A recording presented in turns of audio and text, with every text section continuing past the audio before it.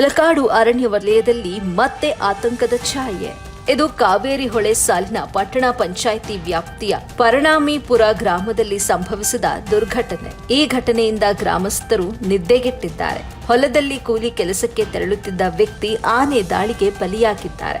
68 ವರ್ಷದ ಗುರುಮಲ್ಲಪ್ಪ ಮೃತ ದುರ್ದೈವಿಯಾಗಿದ್ದು, ಎಂದಿನಂತೆ ಹೊಲಕ್ಕೆ ಕೂಲಿ ಕೆಲಸಕ್ಕೆ ತೆರಳಿದ್ದಾಗ ಈ ದುರಂತ ಸಂಭವಿಸಿದೆ.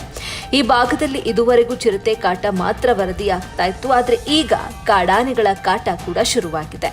ಅರಣ್ಯಾಧಿಕಾರಿಗಳ ಪ್ರಾಥಮಿಕ ಮಾಹಿತಿ ಪ್ರಕಾರ ಆನೆಗಳು ಬಹುಶಃ ಮುತ್ತತ್ತಿ ಅರಣ್ಯ ಪ್ರದೇಶದಿಂದ ಹೊರಟು ಶಿವನಸಮುದ್ರ, ಬ್ಲಫ್, ಹೊಸಳ್ಳಿ, ಬೆಳಕವಾಡಿ, ಕಗ್ಗಲ್ಲಿಪುರ ಕಾಡು ಮಾರ್ಗವಾಗಿ ತಲಕಾಡು ಅರಣ್ಯ ವಲಯಕ್ಕೆ ಪ್ರವೇಶಿಸಿರುವ ಸಾಧ್ಯತೆ ಇದೆ. ಈ ಭಾಗದಲ್ಲಿ ಕಬ್ಬು ಬೆಳೆ ಅತಿಯಾಗಿ ಇರುವುದರಿಂದ ಆಹಾರದ ಹುಡುಕಾಟದಲ್ಲಿ ಆನೆಗಳು ಗ್ರಾಮಗಳತ್ತ ಚಲಿಸುವ ಆತಂಕ ಹೆಚ್ಚಳವಾಗಿದೆ. ಸ್ಥಳೀಯ ರೈತರು ಭಯಭೀತರಾಗಿದ್ದು, ಅರಣ್ಯ ಇಲಾಖೆ ತಕ್ಷಣ ಕ್ರಮ ಕೈಗೊಳ್ಳಬೇಕು ಎಂಬ ಒತ್ತಾಯ ವ್ಯಕ್ತವಾಗಿದೆ.